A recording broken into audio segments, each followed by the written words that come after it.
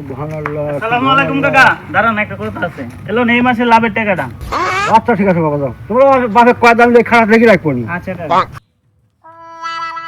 আসসালামু আলাইকুম কাকা। ওয়ালাইকুম আসসালাম। এটা তো ঠিক হচ্ছে না কাকা। কি হয়েছে বাবা? তুমি নামাজও পড়বে আবার সুদও খাবে। ওরে বাবা, সেটা তো আমি জানি। কাকা এলাকাত গেলে কিন্তু তুমি মান পাবে না। এলাকার মানুষ কিন্তু খুব খারাপ কয়। বাবা, সম্মান পাবো কি না সেটা তো জানি না, কিন্তু এলাকায় কোনো অনুষ্ঠান হলে আমি দাওয়াত আগে পাই।